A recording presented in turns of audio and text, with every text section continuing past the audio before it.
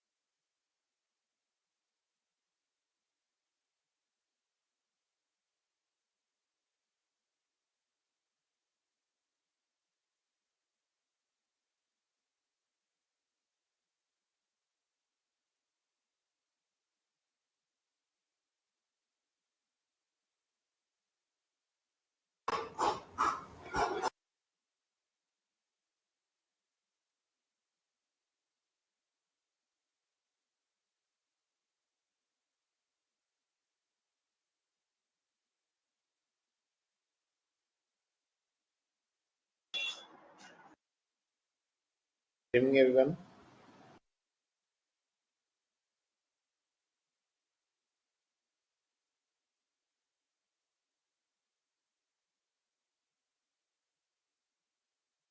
अभी तक reflection of light में प्लेन मिरर और स्फेरिकल मिरर्स ये दो बातें हमने की हैं।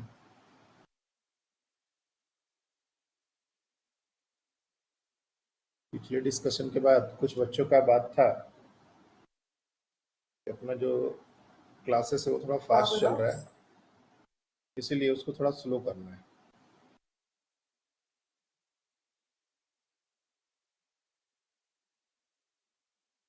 तो प्लेन मिरर में और स्फेरिकल मिरर में अभी तक हमने जो जो कॉन्सेप्ट्स बताए हैं, क्या वो किसी भी कॉन्सेप्ट में कोई प्रॉब्लम है जिसको दोबारा डिस्कस करना है? प्लेन मिरर के तो सारे कॉन्सेप्ट्स हो चुके हैं, स्फेरिकल मिरर का भी कुछ बाकी है। सबसे पहले तो हम यही देखना चाहेंगे कि जो जो कॉन्सेप्ट्स उस दिन डिस्कस हुए थे, किसी कॉन्सेप्ट को दोबारा डिस्कस करना है या वो सारी बातें समझ में आ गई।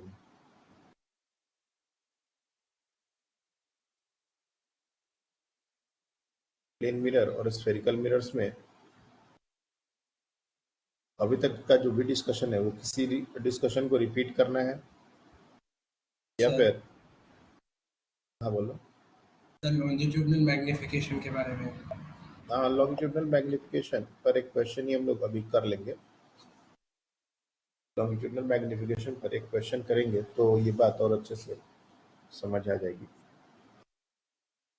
तो पहले तो हम लोग यही देखेंगे कि जो जो चीज़ें हो चुकी हैं अभी तक, उसमें कोई पॉइंट अगर ऐसा रह गया हो जो नहीं समझ आ रहा हो या फिर दोबारा डिस्कस करना हो, पहले तो हम लोग वही डिस्कस करेंगे। उसके बाद आगे के जो कॉन्सेप्ट्स है वो हम थोड़ा स्लो ही करेंगे, कोई इशू नहीं। Just a minute.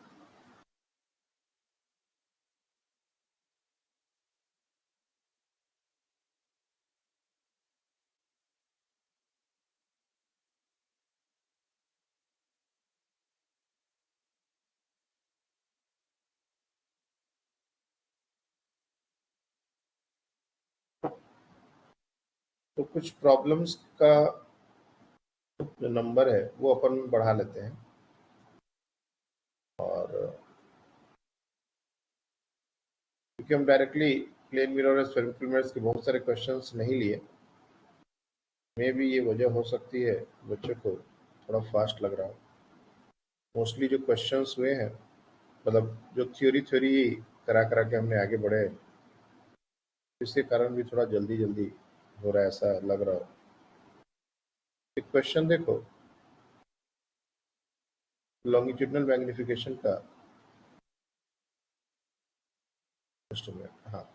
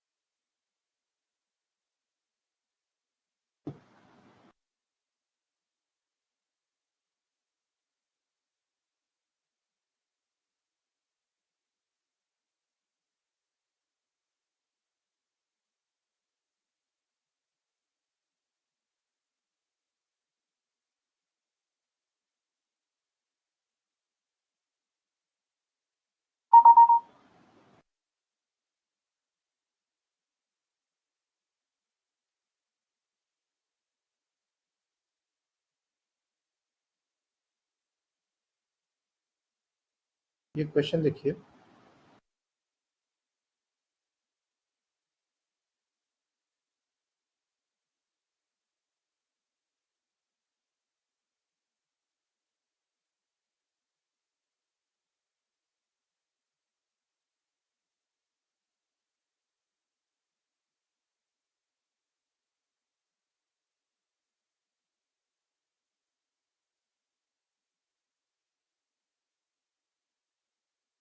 ये क्वेश्चन और इसके साथ एक और क्वेश्चन हम लोग करेंगे, जिससे वो जो पॉइंट है वो हमारा क्लियर हो जाएगा।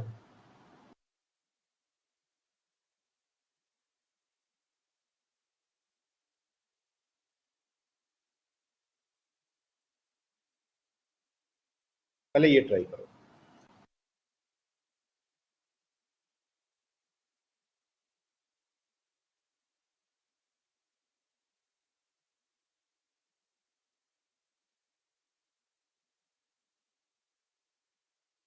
Thin rod of length f/3 is principal axis of a concave mirror of focal length f such that its image, which is real and elongated, दो वर्ड यहाँ पर है, एक रियल और एक elongated, just touches the rod. ये भी important है, आपको मैग्निफिकेशन निकालना है। अब सबसे पहले तो ये समझ में आना चाहिए कि कौन सा मैग्निफिकेशन, विच मैग्निफिकेशन।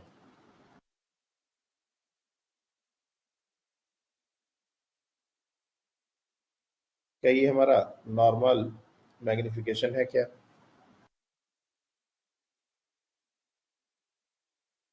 ये जो क्वेश्चन की placed along the principal axis है ना, परपेंडिकुलर नहीं है, अलोंग, तो ये हमारा वो मैग्निफिकेशन नहीं, ये हमारा लॉन्गिट्यूडनल मैग्निफिकेशन, पहला पॉइंट। दूसरा, पिछले दिन मैंने बताया था,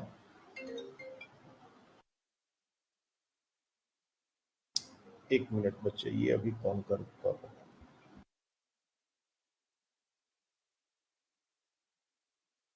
एक सेकेंड, हाँ।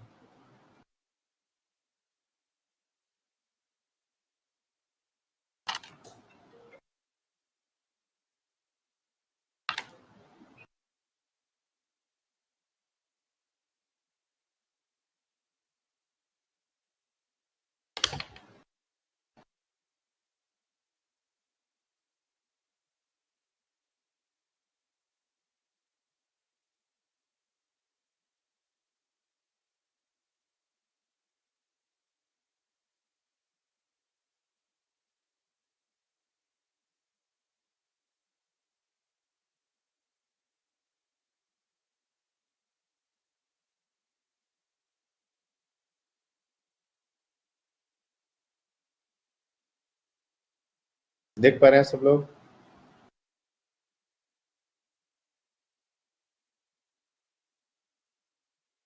हाँ सर। हाँ सर।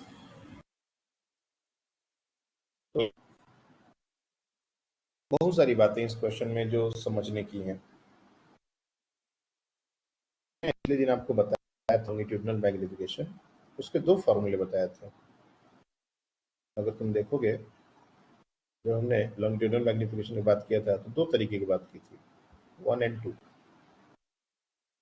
ये पहला वाला जो अप्रोच था, ये तब हम लोग यूज करते हैं जब ऑब्जेक्ट लेंथ और फोकल लेंथ कंपेरेबल हो, जैसे 20 सेंटीमीटर, 5 सेंटीमीटर।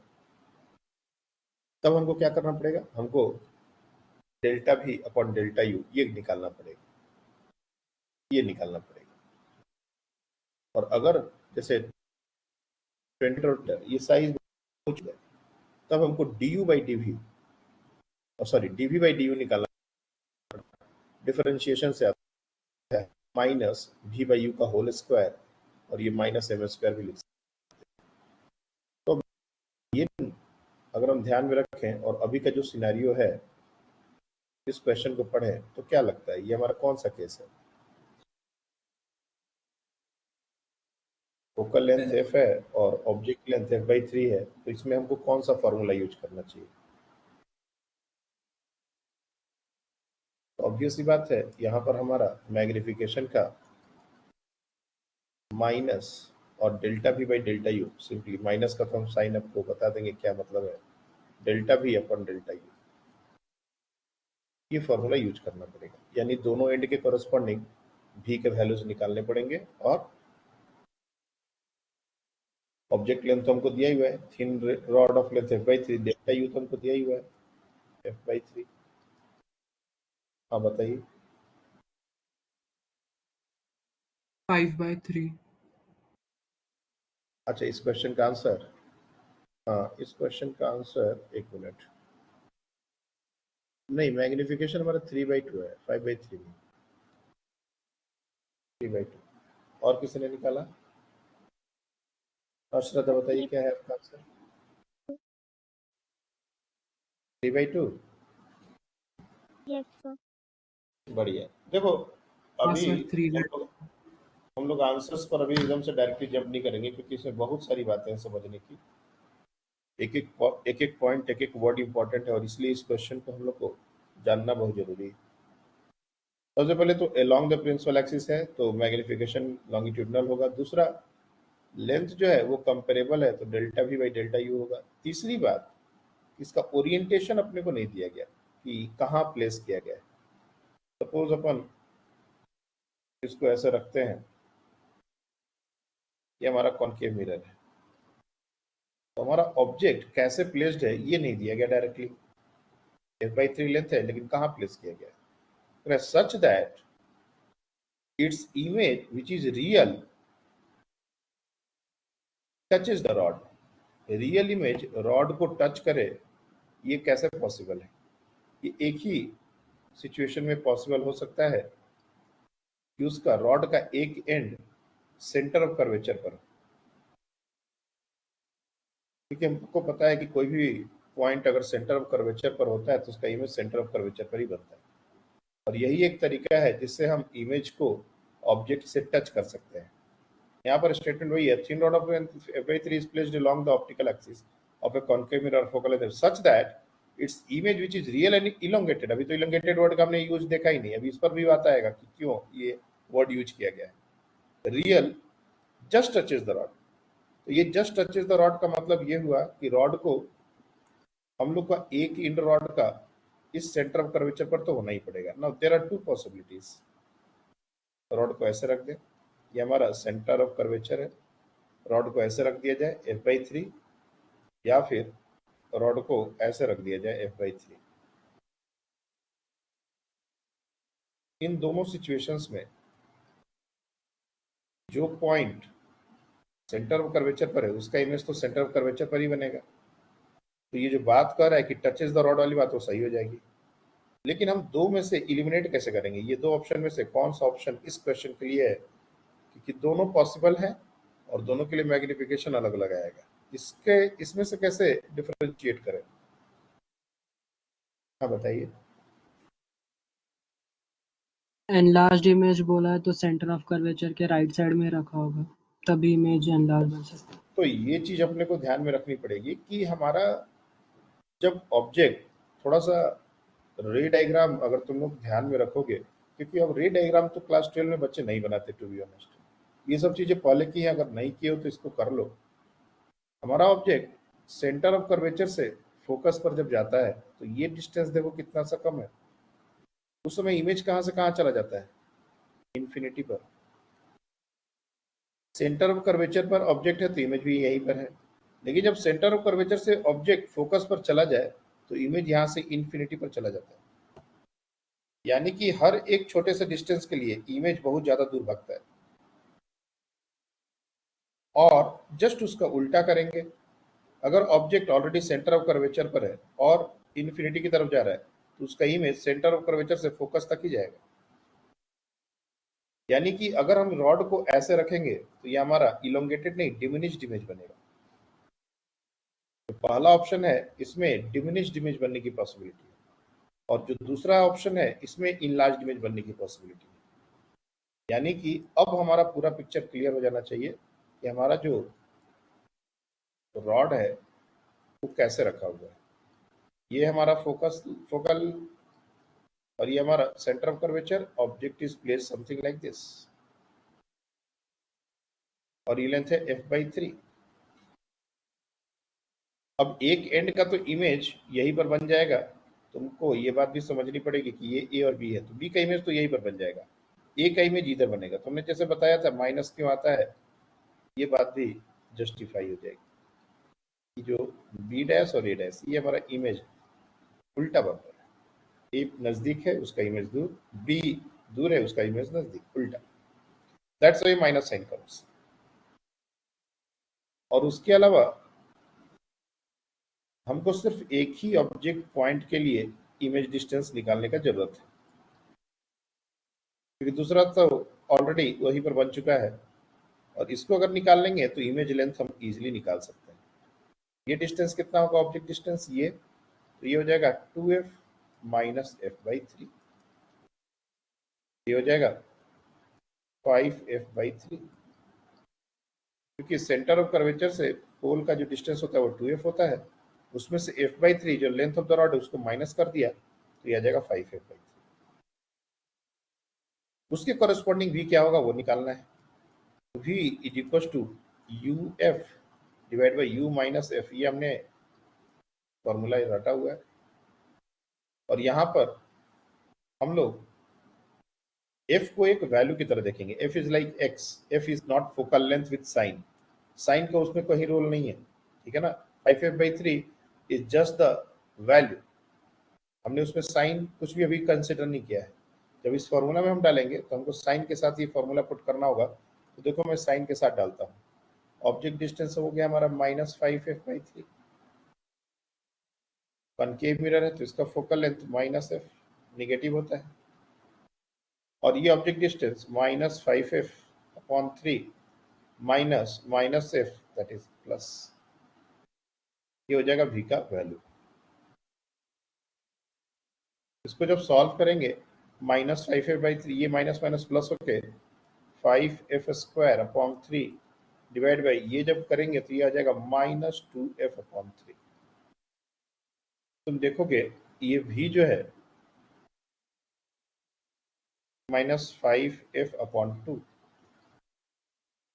माइनस इसलिए क्योंकि रियल इमेज बनने की बात है, और ये डिस्टेंस हमारा आ गया, डिस्टेंस की अगर मैं बात करूं सिर्फ तो 5f/2। हमको इमेज की लेंथ निकालनी है, इमेज की लेंथ कितनी हो जाएगी, यहाँ से 2f को माइनस करना पड़ेगा, a डैश b डैश अगर हमको निकालना है उसमें 2f माइनस करना पड़ेगा 5f/2 से, सो 5f/2 माइनस 2f, ये हो जाएगा f/2, यानी कि image length that is delta v, ये हमको मिल गया f/2, और डेल्टा u ये हमको क्वेश्चन में ही दिया गया था f/3। अब हमको लॉन्गिट्यूडनल मैग्निफिकेशन या फिर मैग्निफिकेशन बात की जाए तो ये निकाल सकते हैं, f/2 अपॉन f/3, तो ये हो जाएगा 3/2। तो एक साथ इतना सारा कुछ ये जेई पूछ सकता है एक ही क्वेश्चन में, उसने सोचो कितना खंगाला है बच्चे को। ऑब्वियसली बात है ये बहुत पुराना क्वेश्चन है, बट फिर भी नए पढ़ने वाले के लिए तो ये बिल्कुल नया ही है। अभी भी ये क्वेश्चन पर बहुत सारे बच्चे लड़खड़ा जाएंगे, तो आईआईटी के क्वेश्चन तो होते ही है बढ़िया। अब तुम लोग का कोई भी एक सिंगल पार्ट से क्वेश्चन आ सकता है, जैसे जो बेसिक कॉन्सेप्ट है उसी से क्वेश्चन आ जाएगा। स्टेटमेंट में आपको दे देता हूं, an object A B is placed on the axis of concave mirror, लगभग पूरा का पूरा स्टेटमेंट सेम है देखो, और इसको करोगे तो बाकी की चीजें क्लियर हो जाएंगी। An object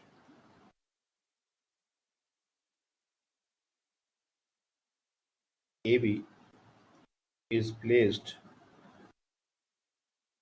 on the axis of concave mirror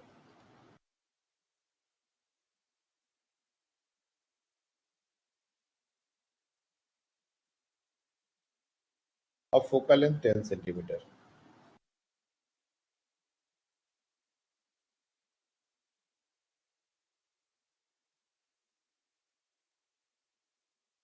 And A of the object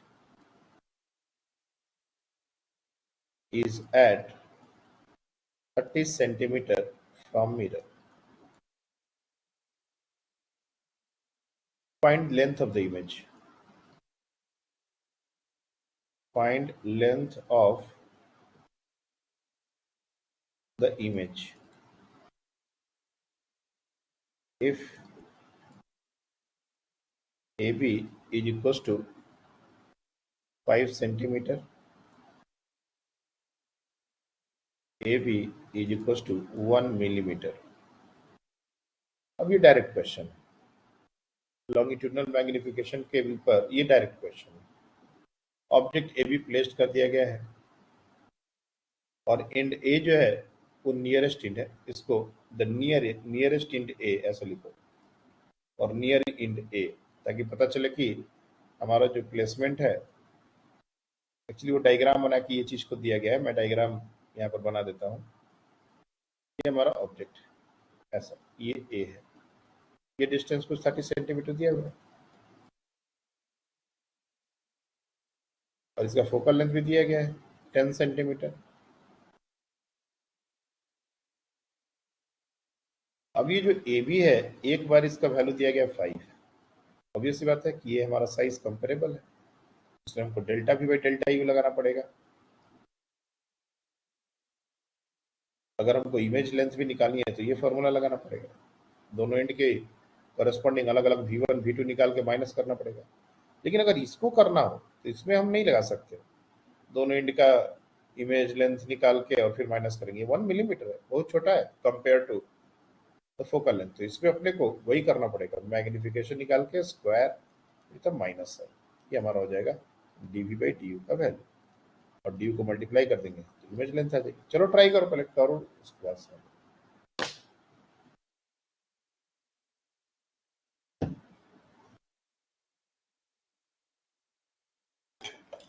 Complete this.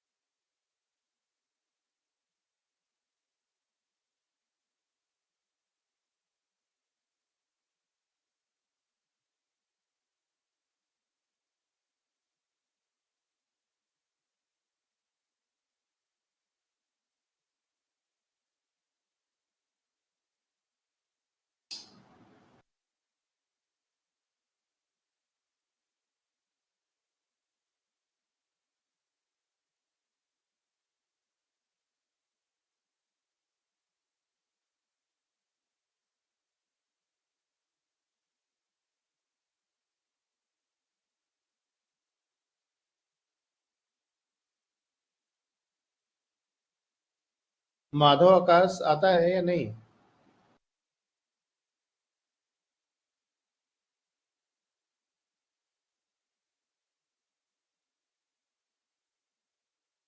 Class करने?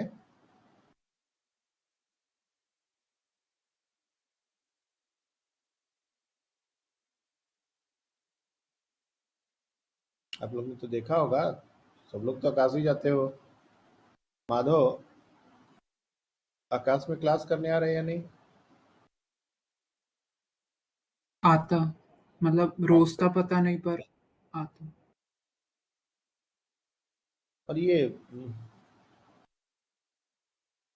मधुरा का क्या हो रहा है? मधुरा बहुत दिन से एब्सेंट चल रही है, तबीयत तो ठीक है ना उसकी?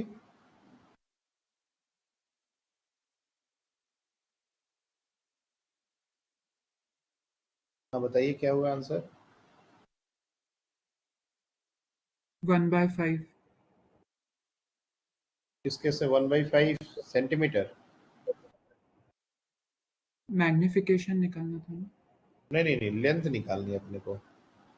1 सेंटीमीटर। ओके, पहले का आंसर है 1 सेंटीमीटर और सेकंड का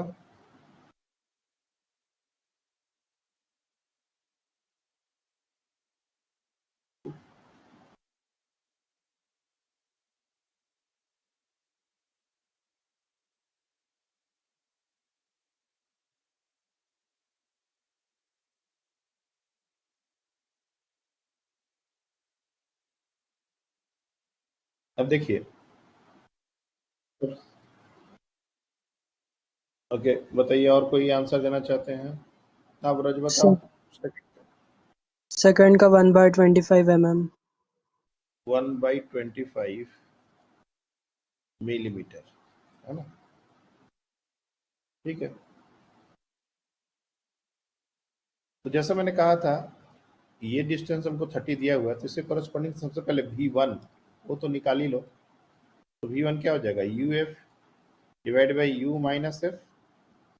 ऑब्जेक्ट डिस्टेंस हमेशा निगेटिव रियल ऑब्जेक्ट्स के लिए, सो -30 -10, कॉन्केव मिरर के लिए फोकल लेंथ निगेटिव, -30 और -10 तो ये हो जाएगा 600, सॉरी 300 ना,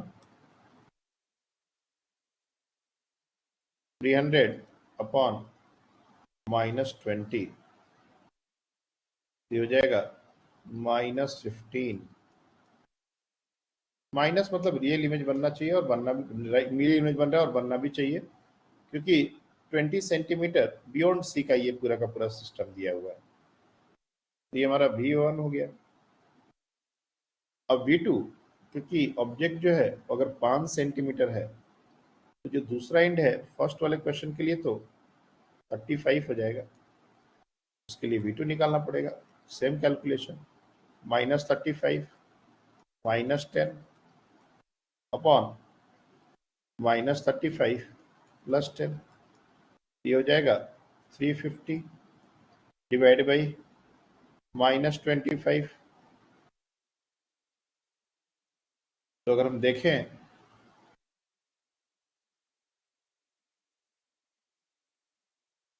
तो -14 सेंटीमीटर, यानी कि इमेज जो बनेगा वो कहीं यहाँ पर ऐसे बन रहा है, देखो 14 और 15 मतलब 20 से, ये सेंटर ऑफ कर्वेचर है, तो ये 20 सेंटीमीटर पर होगा, तो इससे कहीं यहाँ पर ऐसा बन रहा है इमेज। 14 और 15 सेंटीमीटर पर इमेज की बात हो रही है, यानी कि ऑब्वियस सी बात है ये 1 सेंटीमीटर हो जाएगा इमेज लेंथ। तो हमको लेंथ ऑफ द इमेज ही निकालनी है, तो डायरेक्टली इन दोनों को माइनस कर देंगे। ये माइनस साइन का क्या सिग्निफिकेंस है ये हमने आपको बता दिया, ये रियल इमेज बनने की बात हो रही है इसलिए दोनों माइनस आ रहा है। लेकिन ये काम दूसरे वाले के साथ नहीं किया जा सकता। अब दूसरे वाले के साथ नहीं किया जा सकता तो इसमें हमको dv/du निकालना पड़ेगा। दूसरा वाला क्वेश्चन है, इसमें dv/du,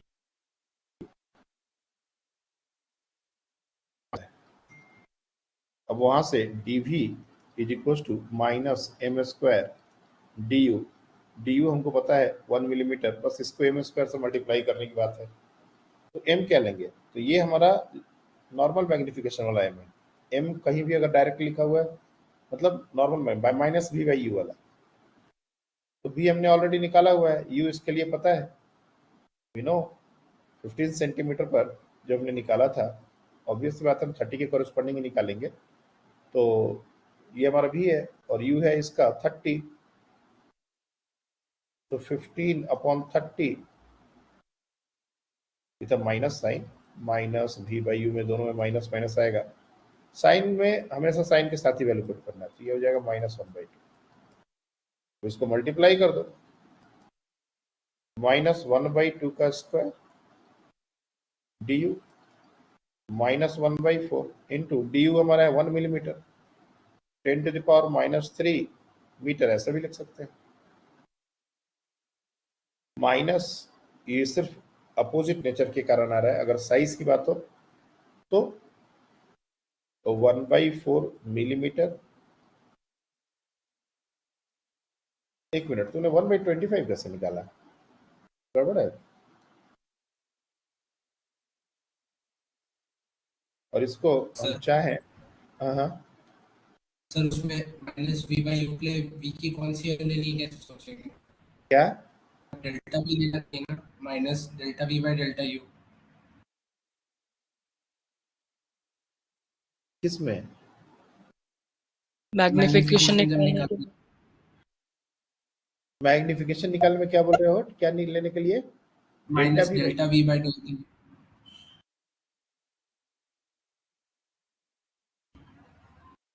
सेकेंड वाले सिचुएशन में उसमें फिर अगर V1 V2 लिया तो फिर डिसाइड कैसे करेंगे कि V1 लेना है या V2 लेना है?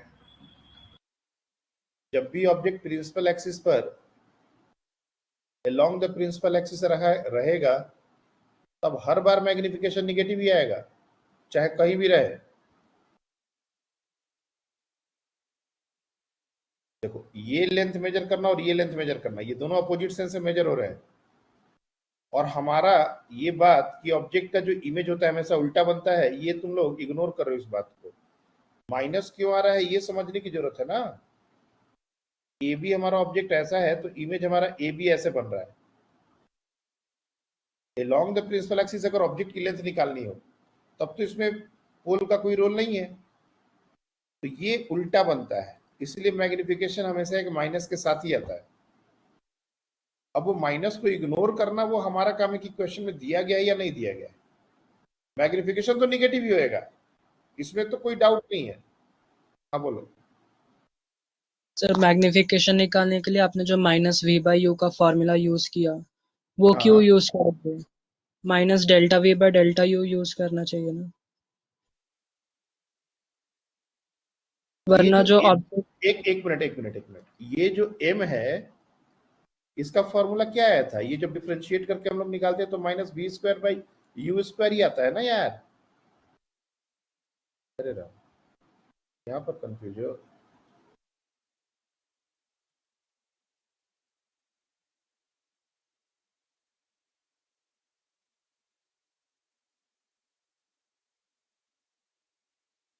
इसको dv/du निकालते हैं तो -v²/u² आता है ना। तो v/u का स्क्वायर अगर मान लो m माइनस में भी आए तो उसका स्क्वायर कर देंगे तो माइनस, इसका वाला माइनस तो गायब हो जाएगा ना। सर हमारे यहाँ माइनस पर की क्या आ रहा है? वो एक मिनट सर एक वो एक मिनट V एक और U मिनट के एक मिनट।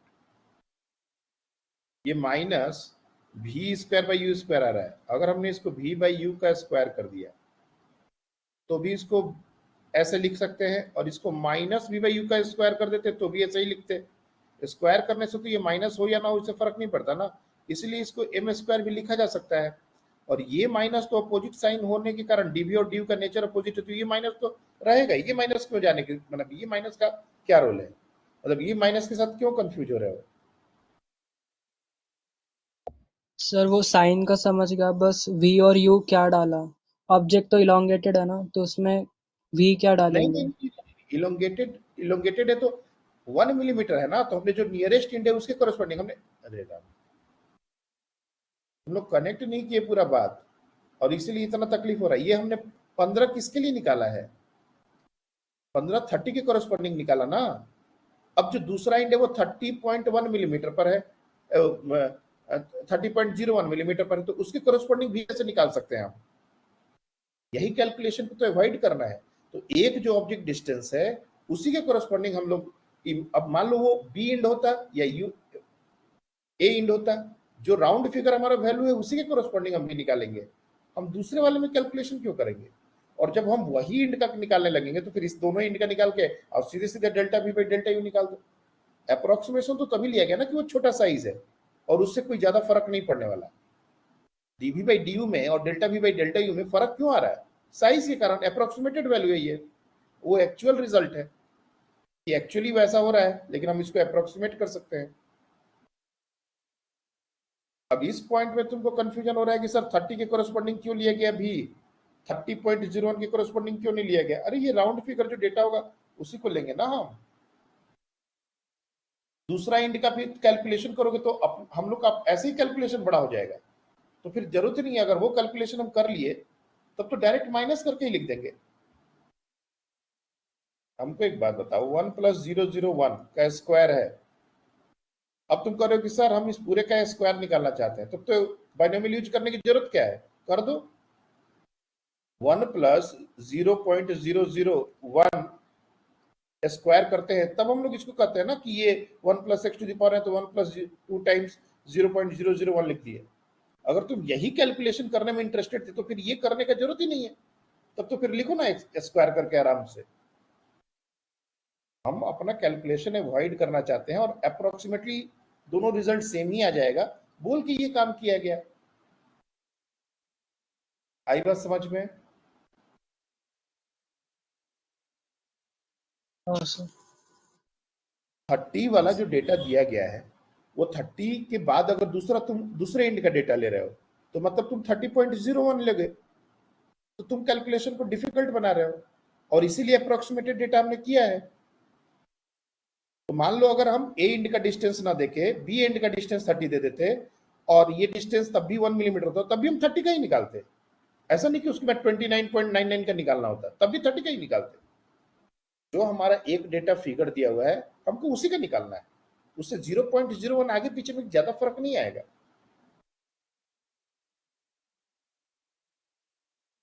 क्लियर है?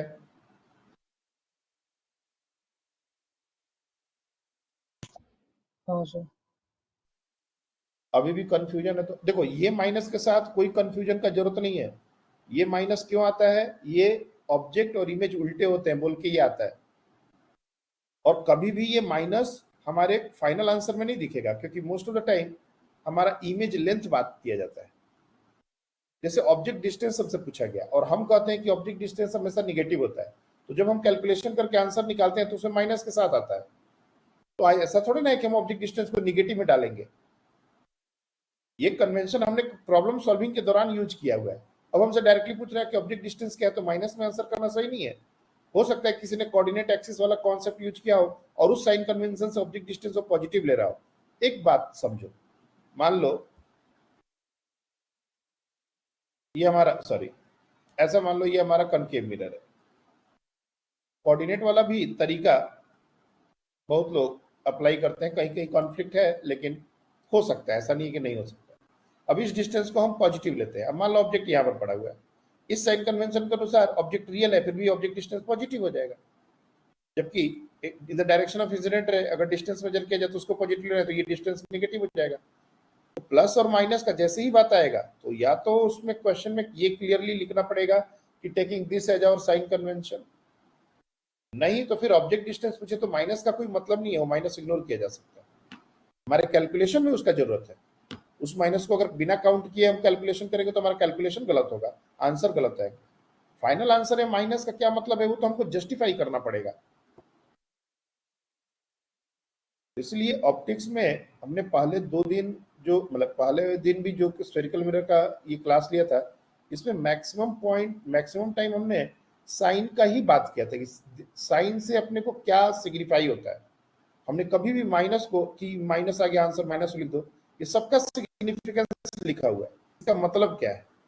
क्वेश्चन में हमसे जो पूछा जाएगा, आंसर में हमारा माइनस है ही नहीं और हम ऑप्शन में माइनस दिख रहा है, मतलब हम निकाल रहे हैं आंसर में माइनस आ रहा है और आंसर में जो गिवन ऑप्शन है उसमें माइनस नहीं है।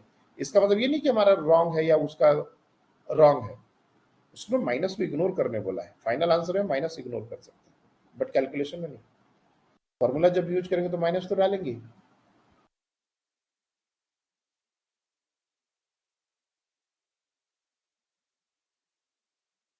तो ये हमारा लॉन्गिट्यूडनल मैग्निफिकेशन रिलेटेड क्वेश्चंस है।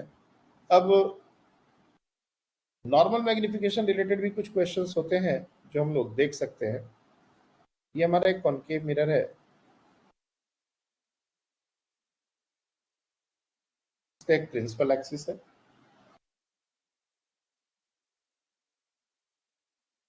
और इसके फोकल लेंथ को हमने ले लिया लेट्स से 20 सेंटीमीटर,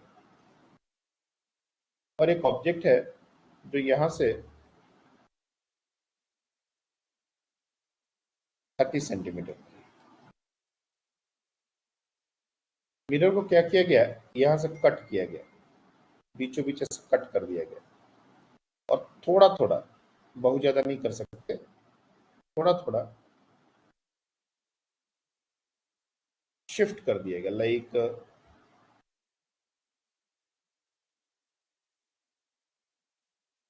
ये थोड़ा सा ऊपर और ये थोड़ा सा नीचे, और ये जो ओरिजिनल पोजीशन है इससे 1 मिलीमीटर दोनों तरफ शिफ्ट कर दिया गया।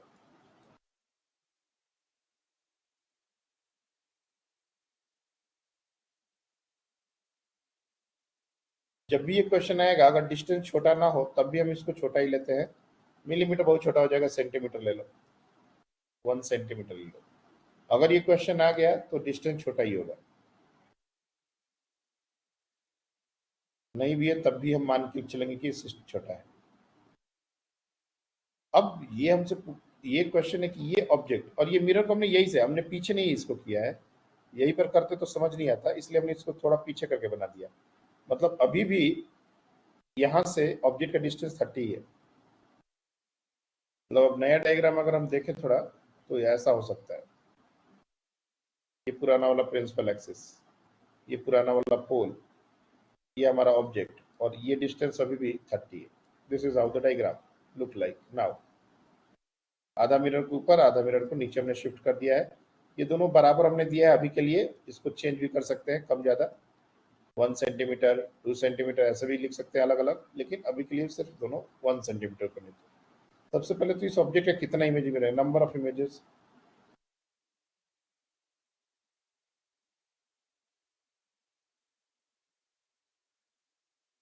पहले तो ये समझना है, और अगर ये समझ में आ जाए तो सेपरेशन बिटवीन, मेन जो क्वेश्चन है वो है सेपरेशन बिटवीन टू इमेजेस। अब नंबर ऑफ इमेजेस मैं लिख ही देता हूं क्योंकि उसके बिना ये क्वेश्चन का कोई मतलब ही नहीं है। Separation between the two images, दो इमेज बनेंगे उनके बीच का सेपरेशन क्या होगा, और ये पॉइंट ऑब्जेक्ट याद रखना, this is a point object.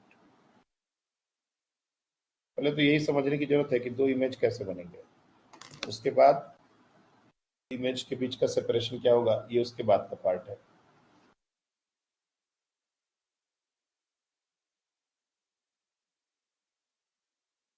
कितने लोगों ने टेस्ट पेपर अटेंड कर लिया?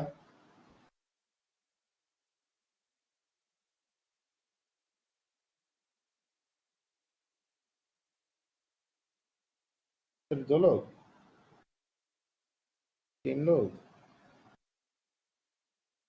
बाकी बच्चे आज रात में करोगे या करोगे ही नहीं?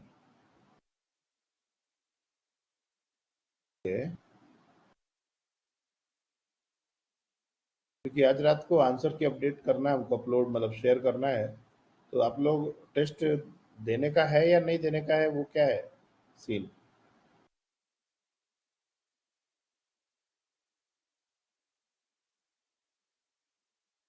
जब से टेस्ट ऑनलाइन होने लगा है तब से मैं देख रहा हूँ बच्चे बहुत कैजुअली टेस्ट को लेने लगे हैं।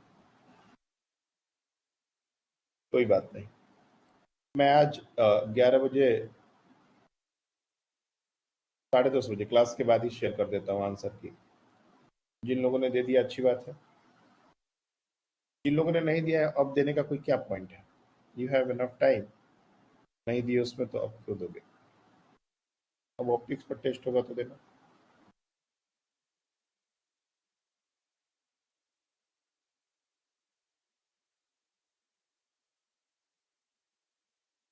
कितने लोग एक्सप्लेन कर सकते हो कि नंबर ऑफ इमेजेस 2 बनेंगे, क्यों बनेंगे?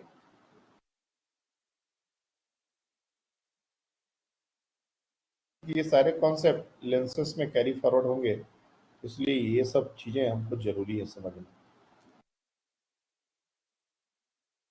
एक मिरर को,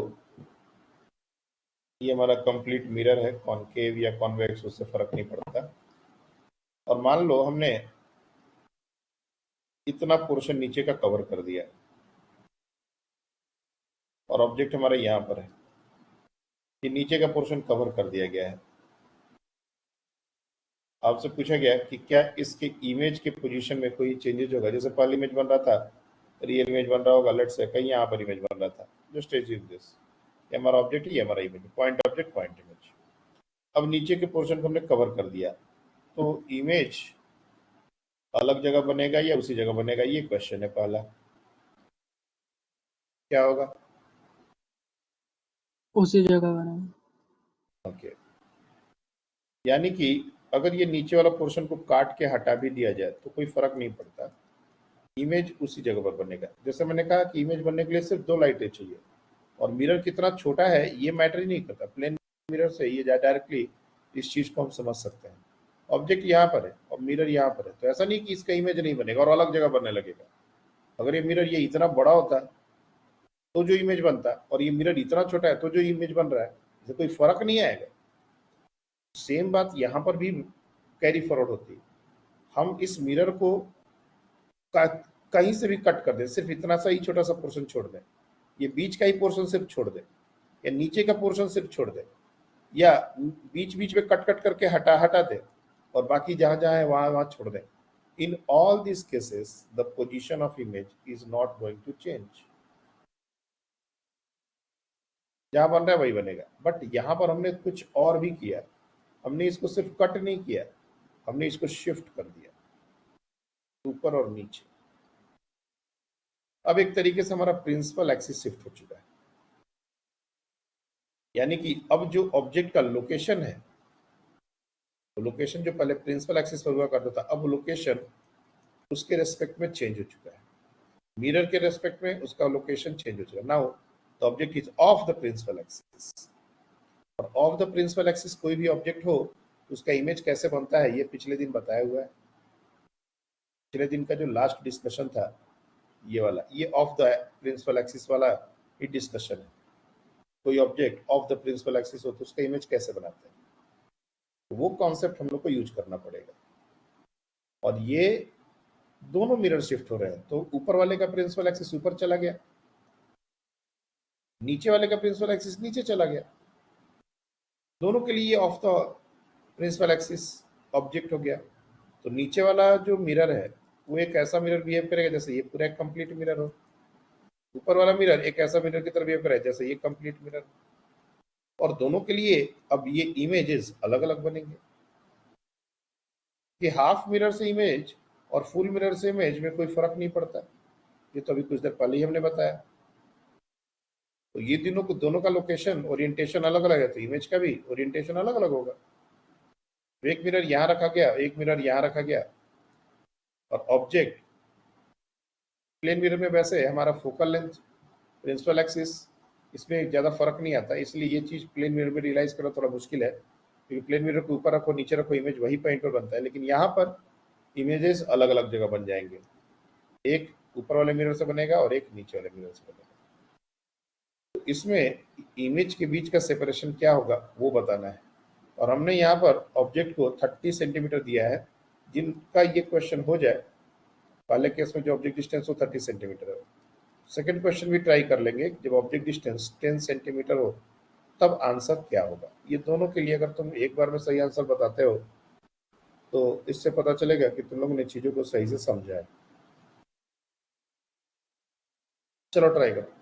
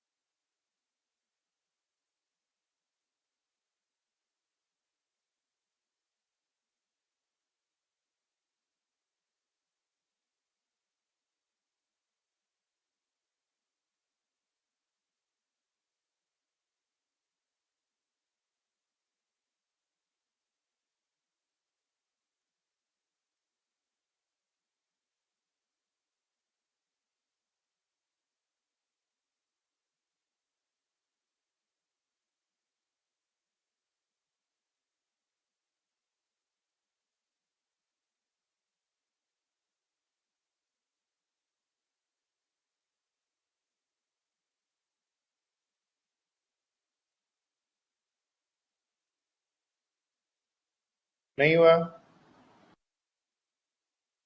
हाँ बताइए। 6 सेंटीमीटर। फर्स्ट का आंसर 6 सेंटीमीटर, ठीक है। सेकंड वाले का भी ट्राई कर लो। देखो हमने ऑफ द प्रिंसिपल एक्सिस जो भी ऑब्जेक्ट होते हैं उनका पोजीशन ऑफ इमेज कैसे निकालना होता है ये कल ही बताया था और दोबारा इस चीज को बताया जा रहा है, इसको ध्यान से देखने की जरूरत है।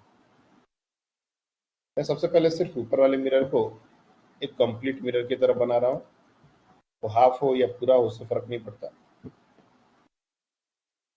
ये उसका प्रिंसिपल एक्सिस है, ये उसका ऑब्जेक्ट, और ये 1 सेंटीमीटर का ऑब्जेक्ट की तरह हम इसको लेंगे और इसका इमेज जहां बनेगा उसका टिप टू टिप वाला बात है।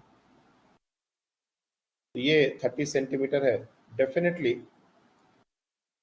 30 सेंटीमीटर के कॉरस्पॉन्डिंग इमेज कहाँ बनेगा, रियल इमेज की बात है। v is equals to uf divided by u minus -30 -20 -30 + 20, देखेंगे कि आ जाएगा -60 सेंटीमीटर, यानी कि कुछ यहाँ पर।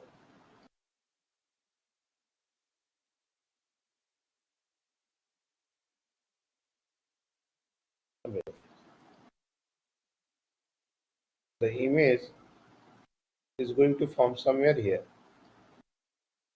और ये इनलार्ज्ड इमेज होगा, इन्वर्टेड। सबसे पहले तो रियल इमेज इन्वर्टेड होता है, तो ऑब्जेक्ट नीचे की तरफ है तो इमेज ऊपर की तरफ बनेगा।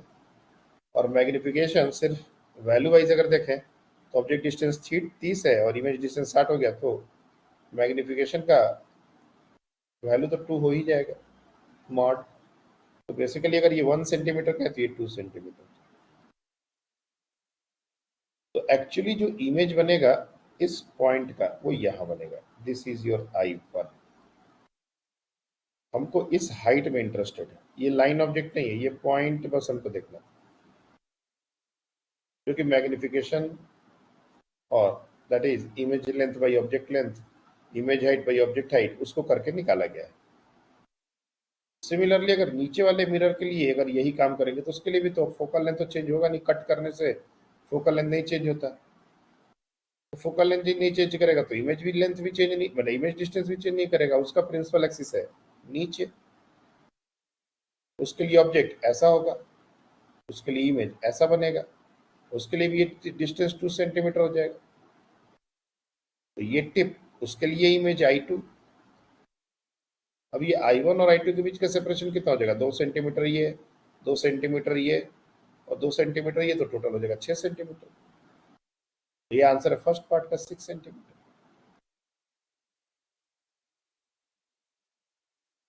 आई बात समझ में?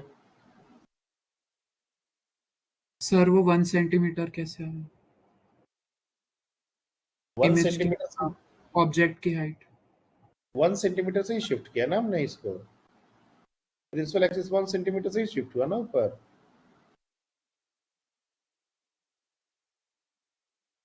ये तो हमने 1 सेंटीमीटर से शिफ्ट किया ना ऑब्जेक्ट, ये मिरर को कट करके लिखा लिखा तो है, देखो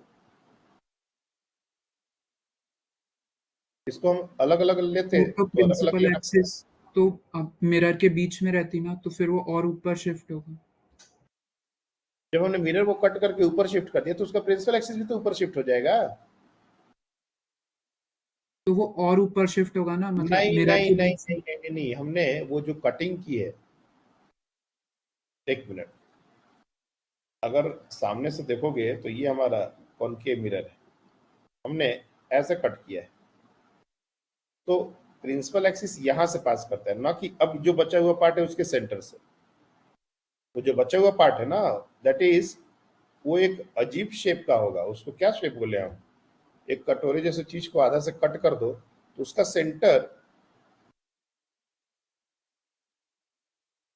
बेसिकली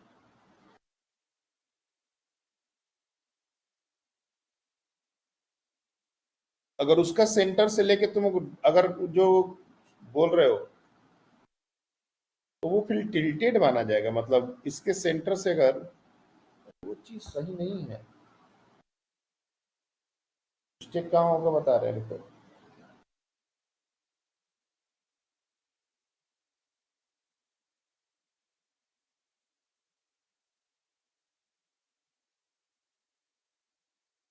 सबसे पहले तो ये जो हमने इसको जो शिफ्ट किया है, ये बहुत ज्यादा अगर करेंगे 1 सेंटीमीटर से ज्यादा, मतलब 5 5 10 10 सेंटीमीटर अगर ऐसा कर दिए तब तो ये पूरा कॉन्सेप्ट वैलिड नहीं है, पहला बात ये।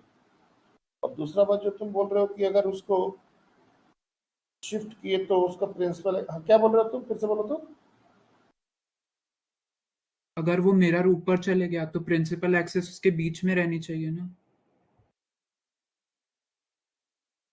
हाँ,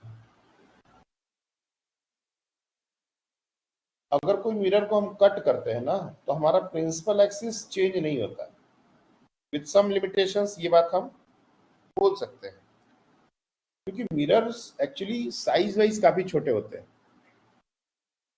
मतलब ये जो मिरर्स होते हैं ना, इनका अगर साइज बड़ा ले लेंगे तो पैरेक्सियल रेस का सारा अप्रोक्सीमेशन फेल होने लगता है। तो कायदे से हम दिखाते बड़े बड़े मिरर्स हैं, क्योंकि हमको रे डायग्राम बड़ा बनाना होता है, लेकिन सोचो ये इतने छोटे ही मिरर हैं कि जिनके लिए एक्सट्रीम लाइट रेस भी 5 डिग्री से कम एंगल बनाता हो। तो size of the mirror is itself a very small quantity, और जब हम उसको कट करते हैं तो हम मान के चलते हैं कि हमारा जो सेंटर पॉइंट है वो ज्यादा डिस्टर्ब नहीं हो रहा। हाफ ऑफ करें, मतलब हाफ ऑफ करेंगे अगर तुम उस छोटे से पोर्शन का भी सेंटर अगर निकाल के और सेंटर ऑफ कर्वेचर से ज्वाइन करोगे तो हमारा टिल्टेड टाइप का, मैं क्या बोल रहा हूँ, थोड़ा सा टिल्टेड टाइप का प्रिंसिपल एक्सिस हो जाएगा।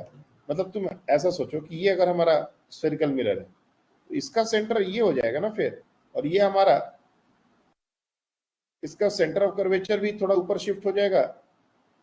अगर हमने इसको शिफ्ट किया तो ऐसा प्रिंसिपल एक्सिस हो जाएगा फिर तुम्हारे अकॉर्डिंग, ऐसा समझ आ रहा है। फिर इसका कुछ ऐसे हो जाएगा अगर इसके सेंटर पॉइंट से लेंगे तो, वैसा नहीं करते। और इसके पीछे क्या रीजन है, बहुत अच्छा रीजन तो हम नहीं दे पा रहे तुमको। मिरर साइज छोटा होना, और जो कट करके बनेगा वो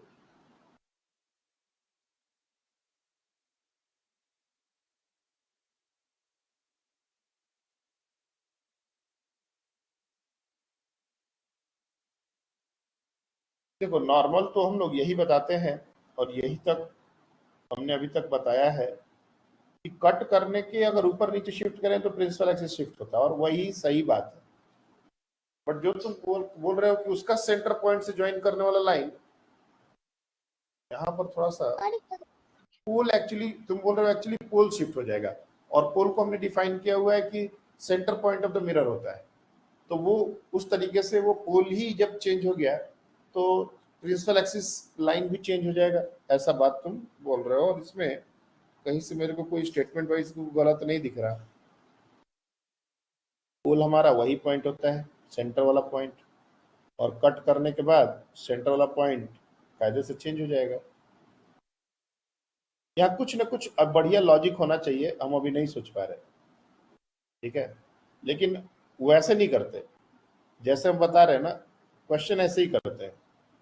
जब हम मिरर को कट करके ऊपर नीचे शिफ्ट करेंगे, चाहे हम कहीं से भी कट करें, जैसे ये मिरर हमने बीचों बीच कट किया था, अगर हम बीचों बीच ना कट करें, अगर हम नीचे से भी कहीं कट करते, जैसे ये मिरर है, यहां से भी कट कर दें और जितना इसको नीचे शिफ्ट करेंगे तो ये एक कंप्लीट मिरर की तरह बिहेव करेगा, कुछ ऐसा। तो ऑब्वियस ही बात है कि जितना नीचे ये गया है उतना प्रिंसिपल एक्सिस भी नीचे शिफ्ट कर जाएगा, क्योंकि ये जो इमेजिनरी मिरर है इसका पोल नीचे शिफ्ट हो रहा है। और ये बात तो हम लोग बिल्कुल अच्छे तरीके से समझ सकते हैं कि इसको कवर करेंगे, जो पहला पार्ट हमने बताया था, तो उससे इमेज का पोजीशन चेंज नहीं होता। मतलब ये छोटा सा पोर्शन भी एक इंटायर मिरर की तरह बिहेव कर सकता है as far as the image formation is concern. तो जब इसको शिफ्ट करेंगे ना तो मतलब हम मिरर को ही शिफ्ट कर रहे हैं, एक तरीके से ऐसा सोचो। अब ये छोटे से पोर्शन का सेंटर ऑफ कर्वेचर यहाँ पर है, इसका प्रिंसिपल एक्सिस ऐसा होगा, उस तरीके से बात करना फिर रॉन्ग हो जाएगा। हम अपने लॉजिक का जस्टिफिकेशन दे रहे हैं, तुम्हारे बात का क्यों नहीं होगा ये बहुत अच्छे से नहीं बता पा रहे। तो हम लोग जो कर रहे हैं वो क्यों सही है ये बात है, तुम्हारा बात क्यों गलत हो रहा है ये मेरे को बहुत अच्छे से नहीं समझ आ रहा। तो ये हम सोच के कभी बताएंगे। ये कुछ ना कुछ लॉजिक बनना चाहिए बढ़िया, लेकिन अब नहीं आ रहा दिमाग में।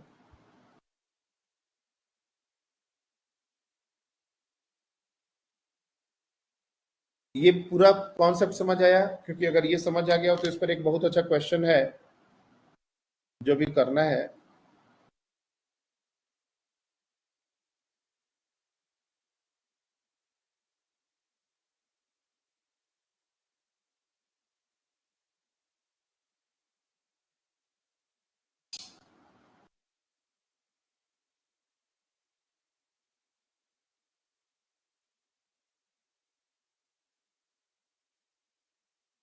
एक मिनट, मैं प्रीवियस ईयर्स में देखता हूँ कहीं मिल जाएगा। Just give me a moment.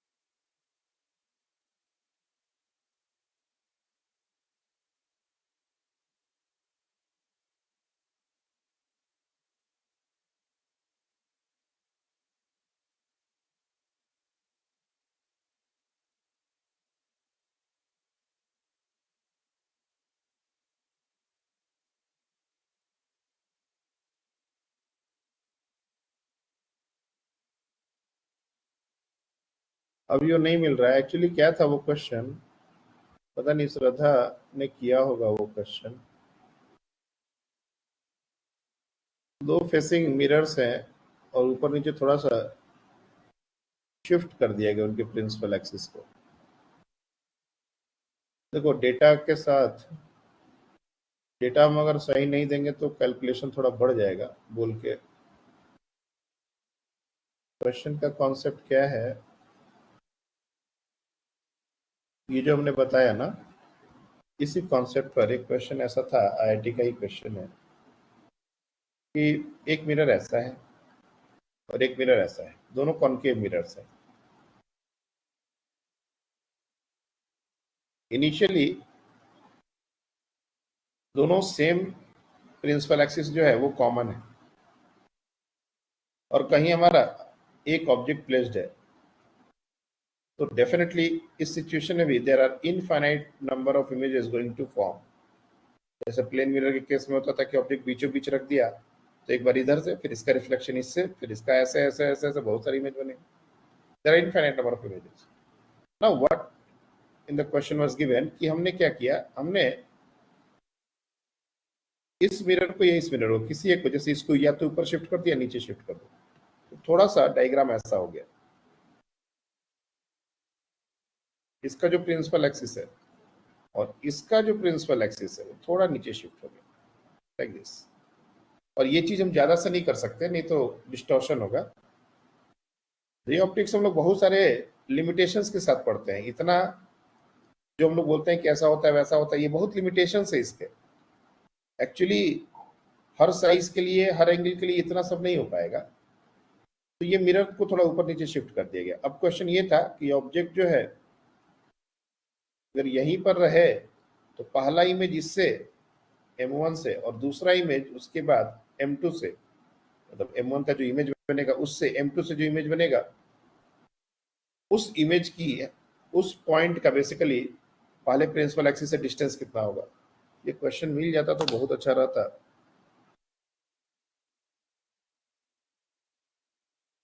तुम लोग इसको करोगे तो समझ आएगा।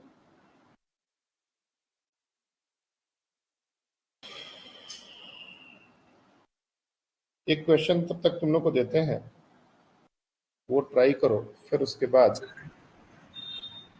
तब तक मैं उस क्वेश्चन को ढूंढ लेता हूँ। प्लेन मिरर सर और हाँ सर इसके ऊपर वाला जो था उसमें एक क्वेश्चन रह गया था। हाँ, उसे वर्चुअल इमेज होगा तो क्या होगा, वर्चुअल इमेज होगा तो क्या होगा, ये चीज रह गई थी। अगर 10 सेंटीमीटर, ये जो हमने 30 सेंटीमीटर दिया था, ये फोकल लेंथ से ज्यादा डिस्टेंस है, यानी कि ऑब्जेक्ट जो है प्रिंसिपल एक्सिस से मतलब फोकल से बियॉन्ड है, तो रियल इमेज बन रहा था।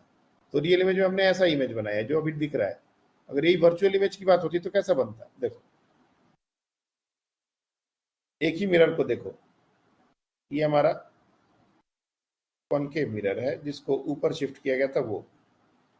तो अब यहाँ पर जो इमेज बन रहा था, मतलब ये जो ऑब्जेक्ट की तरह ऐसा हम लोग ले रहे थे, तो इसके कोरस्पॉन्डिंग जो इमेज बनेगा वो कुछ ऐसा बनेगा, सेम साइड में बनता है वर्चुअल इमेज। और दूसरा जो मिरर था, थोड़ा जानबूझ के डिस्टेंस ज्यादा ले रहा है ताकि समझ में आए, उसके लिए जो ऑब्जेक्ट होगा वो ऐसा होगा, तो उसके लिए जो इमेज बनेगा वो भी सेम डिस्टेंस में बनेगा, कुछ ऐसा बनेगा। अब इनके बीच का सेपरेशन निकालना पड़ेगा। तो ये जब 10 सेंटीमीटर वाला जो डिस्टेंस लेके करोगे ना, तो जैसे इस बार क्या करना पड़ा था, 2 centimetre plus 2 centimetre plus 2 centimetre तो 6 करना पड़ा। लेकिन 10 में वाले में ये डायरेक्टली ऐड करने का बात नहीं होगा, सब्ट्रैक्शन भी करना पड़ सकता है। ये कैलकुलेशन थोड़ा अच्छा होगा, ट्राई करो ना, बनाओ इसको, कंप्लीट करो। ये question u equal to 10 centimetre के बीच में गैप कितना होगा, निकालो इसको। 2 सेंटीमीटर आ रहा है। हाँ सर। 2 सेंटीमीटर आ रहा है। देखो यहां पर हम बनाते हैं,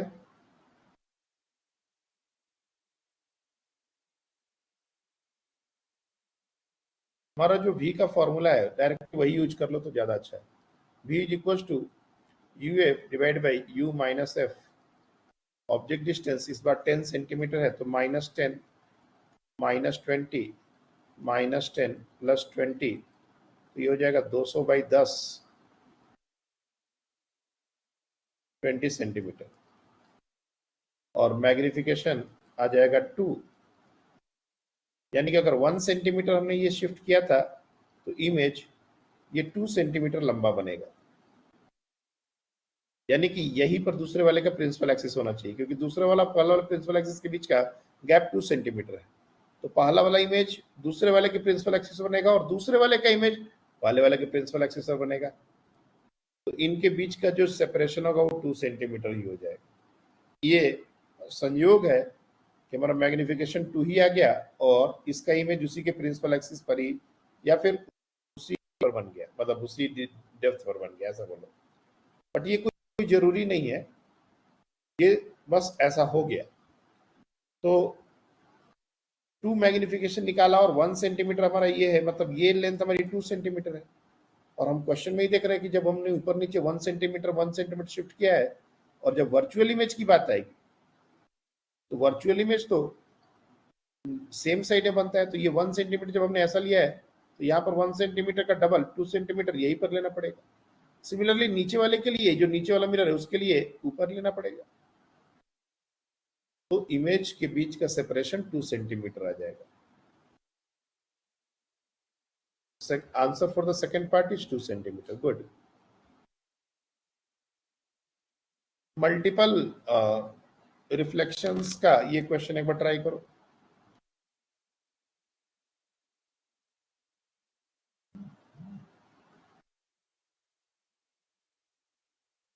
तब तक हम अगर वो क्वेश्चन ढूंढ लेते हैं तो अच्छी बात है।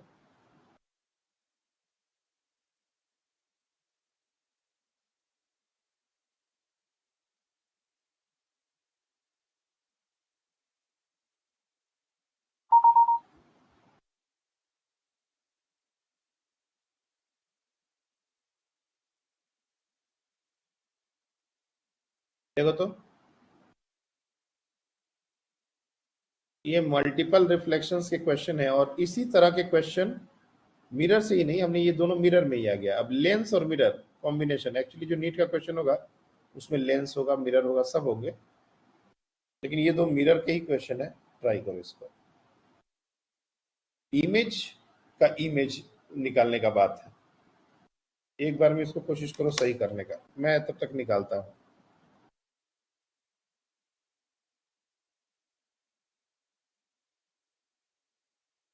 एक्चुअली बढ़िया क्वेश्चन का हम एक क्लब रखते हैं, बट उस समय पर पता नहीं दिखता नहीं।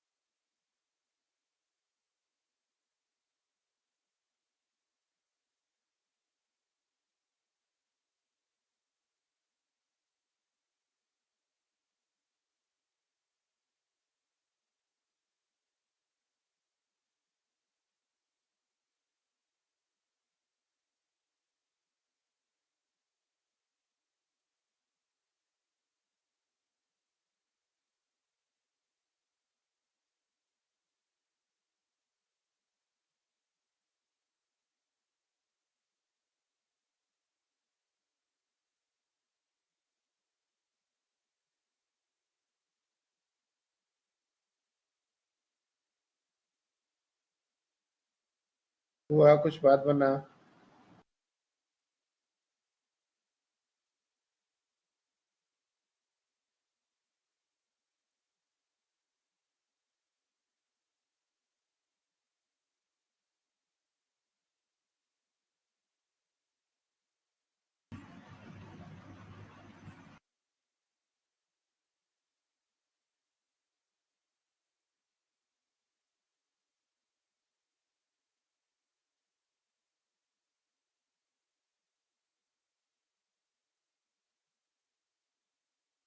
अब बताइए। 12.5 सेंटीमीटर -2 स्फेरिकल मिरर से राइट की तरफ। Find the position of final after three successive reflection taking the first reflection from M1. Okay, क्या आंसर आया है आपका? 12.5 सेंटीमीटर स्फेरिकल से राइट की तरफ। From pole towards right, right? सबका यही आंसर है? हाँ सर। ओके, तो ये रेडियस ऑफ कर्वेचर 20 दिया हुआ है और ऑब्जेक्ट 15 पर प्लेस्ड है। फोकल लेंथ हमारा हो जाएगा 10, दोनों के बीच में प्लेस्ड है। अब सबसे पहले तो हमको ये देखना पड़ेगा v क्या आ रहा है। तो v सबसे पहले अपन निकाल लेते हैं। -15 इंटू -10 अपॉन -15 प्लस 10, ये हो जाएगा 150 डिवाइड बाई -5, ये हो जाएगा 30। -30 का मतलब 30 सेंटीमीटर पर यहाँ पर पहला इमेज रियल बनेगा। लेकिन ये जो इमेज है ये ऑब्जेक्ट की तरह बिहेव करेगा इस प्लेन मिरर के लिए।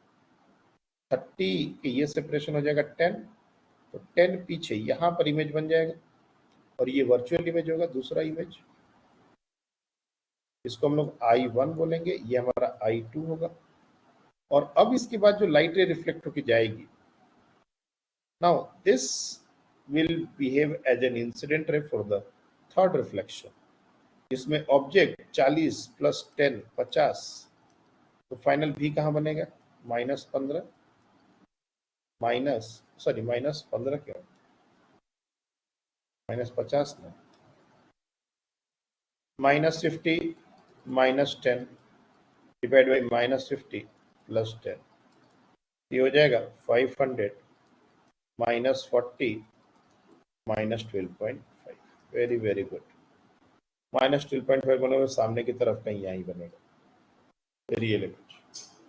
अब देखो जो क्वेश्चन हम बता रहे थे उसका पूरा स्टेटमेंट हम बना देंगे। डायग्राम उसका देखो क्या है, ये तो हमने करा दिया, ये वाला शायद, हाँ। इसका स्टेटमेंट यही है कि पहला इमेज हमको M1 से कंसिडर करना है, फिर M2 से कंसिडर करना है, तो दोनों के बीच का सेपरेशन क्या होगा। और ये बेसिकली कोऑर्डिनेट एक्सिस है।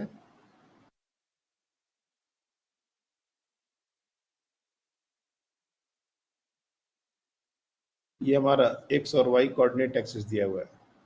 Axis of M2, axis of M1, M1 को ऊपर शिफ्ट कर दिया गया, इनके बीच का सेपरेशन दिया गया है। और बिल्कुल यही है, इसका स्टेटमेंट अभी हमको नहीं मिला, सिर्फ फोटो में क्वेश्चन दिखा, डायग्राम दिखा। तो इसमें भी बेसिकली अप्रोच वही लगानी होती है, ठीक है ना।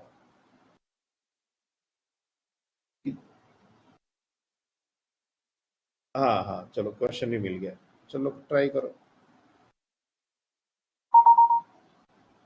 डायग्राम अलग था और क्वेश्चन अलग था, इसलिए दो दो फोटो लेने पड़े। चलो ट्राई करो इसको, ये उसका स्टेटमेंट है।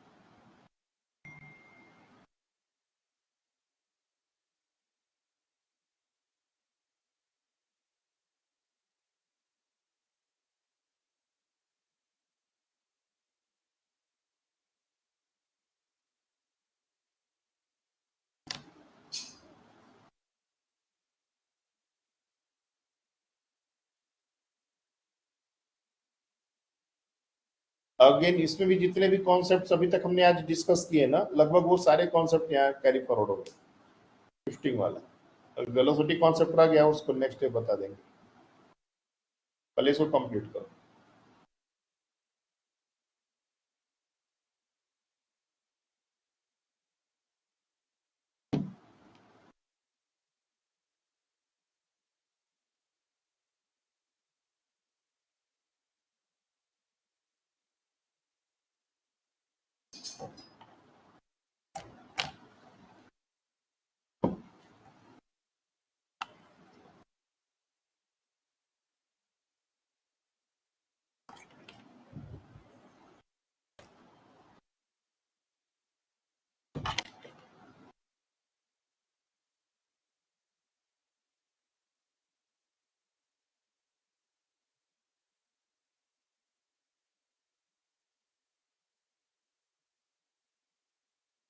ग्रुप में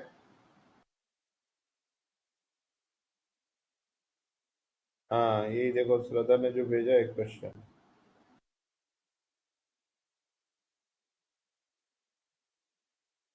लगभग लगभग वैसा ही है।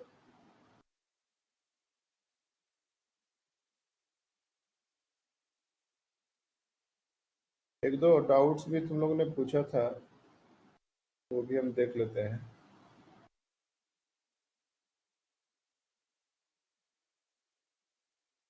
ये जो ब्रज आपने पूछा है ना, a source of power 4 kilowatt, कायदे से ये है उसी का, मतलब डुअल नेचर का। थोड़ा सा इसमें हम लोग को वो कॉन्सेप्ट डालना पड़ेगा, एनर्जी का फॉर्मूला। मैं हिंट दे देता हूं, तुम ट्राई कर लेना। एनर्जी ऑफ वन फोटोन का फॉर्मूला होता है एच न्यू या फिर एच सी बाई लैम्डा। अब ये चीज हमने ईएम वेव्स में नहीं पढ़ी है, ये हम लोग पढ़ेंगे फोटोन थ्योरी ऑफ लाइट में। अब एन फोटोन्स अगर फॉल हो रहे हैं, N times H C by lambda, ये हमारा हो जाएगा टोटल एनर्जी। और ये हमारा एन का वैल्यू दिया हुआ 10⁻20 फोटॉन्स, एन का वैल्यू दिया हुआ 10⁻20। इतना एनर्जी पर सेकंड फॉल हो रहा है, तो इसको 4 इंटू 10⁻3 इससे इक्वेट करना पड़ेगा। सर इसके कोरस्पॉन्डिंग हमारा लैम्डा आ जाएगा कि लैम्डा क्या है। और लैम्डा जैसे ही आएगा तो ये पता चल जाएगा कि किस पार्ट ऑफ स्पेक्ट्रम में बिलोंग करता है, या फिर तुम डायरेक्टली एच म्यू के साथ रिलेट कर दो तो उसे फ्रीक्वेंसी आ जाएगा, उसे पता चल जाएगा कि किस पार्ट को बिलोंग करता है। यही बात है। हाँ बोलो। ये वाले क्वेश्चन के सॉल्यूशन में फ्रीक्वेंसी जो थी वो यूवी और एक्सरे दोनों के बीच में आ रही थी डायग्राम में, और वेवलेंथ यूवी केस में आ रहा था, पर आंसर एक्सरे दिया था। एक्सरे जितने भी स्पेक्ट्रम के जो वो होते हैं वैल्यूज, उसमें कंक्रीट कुछ भी नहीं होता, और एक्सरे बहुत छोटा रेंज है, बड़ा रेंज अल्ट्रा वायलेट है। मतलब जैसे हमने एक्सरेज का उस दिन आपको बताया था कि एक्सरेज का जो रेंज है, कहीं कहीं इसको 0.01 एंगस्ट्रॉम से 100 एंगस्ट्रॉम लिया जाता है, लेकिन कभी कभी इसको 1 एंगस्ट्रॉम टू 100 एंगस्ट्रॉम भी लिखा जाता है, और इसमें कोई दिक्कत नहीं है। ये जो है, ये जिसका वेवलेंथ कम है, इसकी फ्रीक्वेंसी ज्यादा हो जाएगी, ये हार्ड एक्सरे होती है, ये सॉफ्ट एक्सरे होती है। अब ये रेंज जो हमने लिखा है, ये भी कोई ऐसा नहीं है, मतलब अगर इसके थोड़ा ऊपर नीचे अगर आता है तो उसको एक्सरे में काउंट किया जा सकता है। अल्ट्रा वायलेट जो है वो 400 नैनोमीटर टू 700 नैनोमीटर, 400 से जितना भी कम होगा वो सब अल्ट्रा वायलेट है। लेकिन अगर वो वैल्यू एक्सरेज के थोड़ा आसपास आ गया तो हम रादर देन कि उसको अल्ट्रा वायलेट बोले, उसको एक्सरेज बोल देंगे, क्योंकि क्लियर डिफरेंशिएशन नहीं है कि यहां तक हम बोले। अब देखो ये 100 एंगस्ट्रॉम है, इसका ये मतलब नहीं कि 101 एंगस्ट्रॉम हो गया तो एक्सरे नहीं होगा। ये एक लमसम डेटा होता है। गामा रेज भी अगर इससे ऊपर होंगी तो गामा रेज है, इसका मतलब ये थोड़ा है कि 101 एंगस्ट्रॉम को गामा बोल देंगे या 100.5 को गामा बोल देंगे। हम देखते हैं थोड़ा आसपास किसके है। तो लेमडा निकाले होगे तो लेमडा किसके नजदीक आ रहा था? क्या इस रेंज के आसपास आ रहा है? तो एक्स रेज को लिखना पड़ेगा, ज्यादा सुटेबल वही आंसर होना चाहिए। अब इसके लिए पुट करना पड़ेगा वैल्यूज, देखो 10 टू द पावर 20 इंटू, हम लोग वेवलेंथ की बात करें तो 6.626 10 to the power minus 34 into C3 into 10 to the power 8 divide by lambda. ये 4 इंटू 10 टू द पावर 3 डाल देंगे और ये 10 8 20 8 28 6 34 तो into 10 to the power minus 6 और ये हमारा हो जाएगा 6 और 3 तो 18 छत्तीस 18 19 पॉइंट समथिंग कुछ ऐसा आ जाएगा। और by 4 into 10 to the power 3 तो ये हमारा सर 5, थोड़ा अप्रोक्सीमेट कैलकुलेशन कर रहा है, into 10 to the power minus 9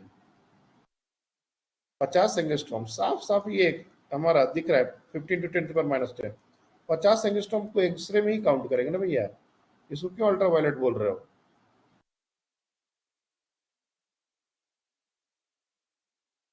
sir वो एनसीईआरटी में 400 से 1 नैनोमीटर की रेंज को यूवी का बोला था। क्या 400 से 1 नैनोमीटर तक की रेंज में यूवी का बोला था। 1 नैनोमीटर मतलब 10 एंगस्ट्रॉम, हाँ, और ये 50 एंगस्ट्रॉम आ रहा है। तो 4000 एंगस्ट्रॉम से 10 एंगस्ट्रॉम की रेंज को यूवी में बोला था।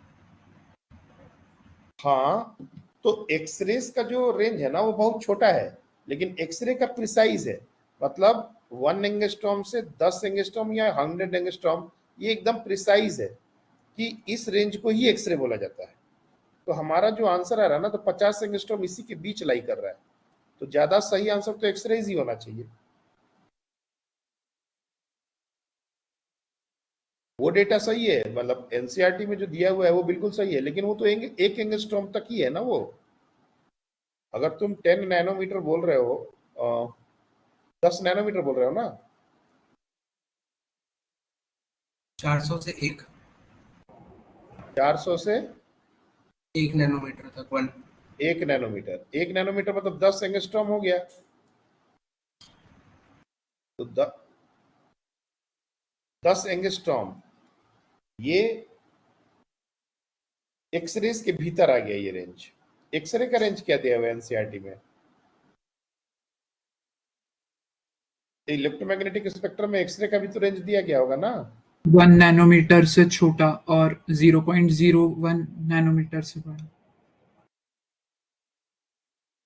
अब नहीं करे, ये ओवरलैपिंग है, मतलब बाउंड्री कंडीशन पर अगर जाएंगे ना तो ओवरलैपिंग तो हमको दिखेगी, लेकिन ये रेंज जनरली स्ट्रिक्टली बोला जाए तो एक्सरे का 1 एंगस्ट्रॉम टू 100 एंगस्ट्रॉम, हम लोग 0.01 भी ले लेते हैं हार्ड एक्सरेज के लिए क्रिस्टलोग्राफी में जो यूज किया जाता है, लेकिन 1 एंगस्ट्रॉम टू 100 एंगस्ट्रॉम में लोगे तो 50 एंगस्ट्रॉम इसी के बीच में आएगा।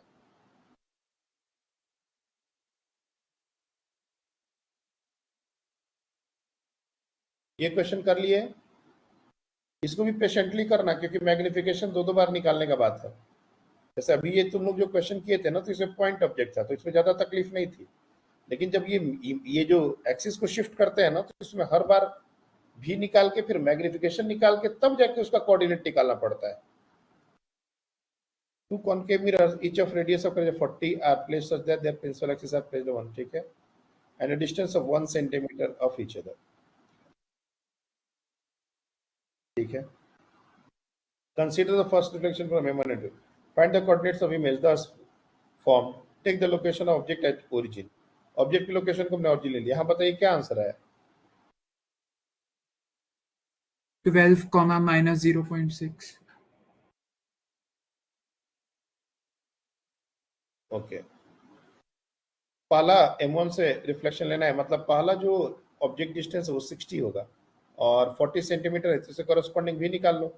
और ये हमारा ऑब्जेक्ट कुछ ऐसा बिहेव कर रहा है, ऐसा नीचे की तरफ, तो इसका इमेज जो बनेगा कि रेडियस 40 है तो 20 सेंटीमीटर फोकल लेंथ होगा और ये बियॉन्ड सेंटर ऑफ कर्वेचर है, तो इसका image centre of curvature magnification छोटा होगा, मतलब कहीं यहाँ पर ऐसा छोटा सा इमेज बनेगा, 20 से 40 के बीच में कहीं यहाँ पर छोटा सा इमेज बनेगा। Now coordinates of this point is 1 centimeter, this is 1 centimeter plus this, क्योंकि ये हमारा इमेज है, तो जितना इमेज आएगा उसको सबको काउंट करके अब हमारा ये हाइट हो जाएगा टोटल। और अब ये हमारा ऑब्जेक्ट डिस्टेंस होगा, इससे कॉरेस्पॉन्डिंग इमेज निकालेंगे v, और इसको इस लेंथ से मल्टीप्लाई करेंगे तब जाके हमारा आएगा। और मैं बता देता हूँ लमसम 40 और ये 20 से ज़्यादा आ रहा है, तो ये भी बियॉन्ड सेंटर ऑफ कर्वेचर ही चला गया, तो इसका भी इमेज कुछ आएगा फर्स्ट क्वाड्रेंट में, नीचे की तरफ आएगा कहीं यहाँ पर। हाँ, ये जो आंसर है ये पॉसिबल आंसर हो सकता है, 12 minus 0.6 is a possible answer, हो सकता है ये। बस एक चीज जो हम लोगों को इसको करने में ध्यान रखना है कि ये जो इमेज का डिस्टेंस आएगा ना, उसमें ये 1 ऐड करना पड़ेगा 1 सेंटीमीटर नेक्स्ट बार जब हम इमेज लेंथ निकालेंगे, उसके लिए पूरा डिस्टेंस हमारा ऑब्जेक्ट डिस्टेंस की तरह एक्ट करने वाला है।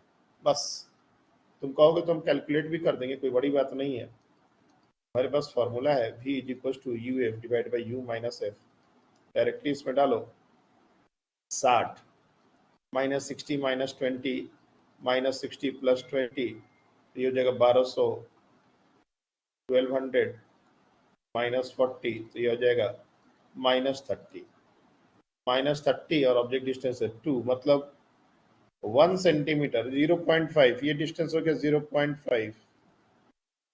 मैग्निफिकेशन हमारा हो जाएगा 1/2, तो इमेज डिस्टेंस 1 और ये 1, तो नेक्स्ट बार के लिए जो इमेज डिस्टेंस हो जाएगा वो हो जाएगा 1.5, ये ऑब्जेक्ट डिस्टेंस की तरफ बिहेव करेगा। मैग्निफिकेशन निकाल लो, तो इमेज आया था 30 पर, यहाँ से ये 30 और ये टोटल सेपरेशन है 100, तो सेकंड मिरर के लिए जो ऑब्जेक्ट डिस्टेंस का काम करे वो कितना काम करेगा, 30 पर तो इमेज बना है, तो अगर ये 30 डिस्टेंस हो गया तो ये डिस्टेंस कितना हो जाएगा 70, मतलब सेकंड इमेज जब बनाओगे तो उसके लिए v निकालोगे, तो उसके लिए -70 -40 -70 प्लस 40 ये करना पड़ेगा, वो सच्चो 20 कटाई फोकल लेंथ। सॉरी हाँ सॉरी 20, तो ये 7 दूनी 14, वेट 7 दूनी 14 और ये हो जाएगा -50, तो 5 दूनी 10 24 28, ये आ जाएगा -28, यानी कि इस मिरर से वो 28 डिस्टेंस पर आएगा। तो हमको कोऑर्डिनेट हमको ओरिजिन से बताना है, तो यहाँ से अगर 28, ये जो पोल है यहाँ से 28 मतलब ओरिजिन से 12, टोटल सेपरेशन 40 दिया हुआ है, तो 28 माइनस करेंगे तो 12, तो ये वैल्यू बिल्कुल सही है। और 12 हमारा हो गया, तो 28 हमारा इमेज हो गया डिस्टेंस, और ऑब्जेक्ट डिस्टेंस कितना था 70, तो मैग्निफिकेशन कितना हो जाएगा 28/70, सिर्फ मैग्नीट्यूड की बात है, तो 7 कटा 0.4, 0.4 को 1.4 से मल्टीप्लाई 1.5 से मल्टीप्लाई कर दो तो 0.6, बिल्कुल सही आंसर निकाले हो। ये भी किसी साल का आईआईटी का आया हुआ क्वेश्चन है, ये भी किसी साल का आईआईटी का आया हुआ क्वेश्चन है। तो प्लेन मिरर स्फेरिकल मिरर से जो क्वेश्चंस आए हैं नीट में, वो स्पेशली इससे तो बनेंगे नहीं, मैंने तुमको पहले ही बताया था। इसमें सिर्फ पुराने जेई के क्वेश्चन है, वही थोड़े करने लायक हैं, तुम लोग ट्राई कर सकते हो। बाकी कॉम्बिनेशन में ही, मतलब रिफ्रैक्शन रिफ्लेक्शन दोनों साथ हो रहे हैं, उससे अपने को क्वेश्चन करना। नेक्स्ट क्लास में हम लोग स्फेरिकल मिरर, क्योंकि हमने वेलोसिटी कॉन्सेप्ट अभी इसमें नहीं बात किया, वेलोसिटी कॉन्सेप्ट है, कुछ और भी बातें हैं, प्लेन मिरर और स्फेरिकल का मल्टीपल रिफ्लेक्शंस के क्वेश्चन, इमेज रियल वर्चुअल, तो कल भी हम लोग स्फेरिकल मिरर ही कंटिन्यू करेंगे, रिफ्रैक्शन में कल के बाद जाए। तब तक तुम लोग का भी अगर कुछ डाउट वगैरह है तो तुम लोग उसको पोस्ट कर सकते हो, और बेटर की ग्रुप में पोस्ट करो ताकि मैक्सिमम बच्चे उसको सॉल्व करें। एक क्वेश्चन जो होता है, देखो सन वाला क्वेश्चन, ये बार बार मेरे दिमाग से उतर जाता है। सन से जो लाइट रेज आती हैं वो पैरेलली होती हैं, कि वेरी फार अवे से आ रही हैं, और उसका जो इमेज बनता है वो फोकल प्लेन पर बनता है। तो बेसिकली वो एक ऐसा डिस्क जैसा इमेज बनता है, जिसका ये जो लेंथ है ये एक तरीके से रेडियस का काम करता है। तो ये एंगल अगर थीटा होगा तो ये एंगल भी अगर थीटा होगा तो ये लेंथ हमारा एफ थीटा। तो radius of image is equal to F theta, ये याद रखना ऑप्शन। बहुत बार ये क्वेश्चन पूछा गया है। डायग्राम चाहे बहुत अच्छे से ना समझ आए, अपने को ये वैल्यू समझ में आना चाहिए, क्योंकि एंगल्स बहुत छोटे हैं और ये आर्क लेंथ की तरह बिहेव करता है और फोकल प्लेन पर ही पूरा इमेज बनता है। तो उसका रेडियस एफ थीटा होता है। एरिया पूछा जाए तो थीटा के स्क्वायर के प्रोपोर्शनल।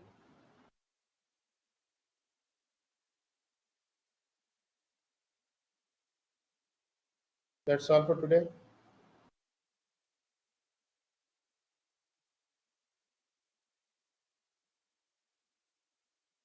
सर कल क्लास रहेंगी ना? कल तो क्लास रहती है, अभी तो थर्सडे फ्राइडे सैटरडे तीनों दिन क्लास होती है ना। शेड्यूल में तो हमने लगाया ही है, तीनों दिन है।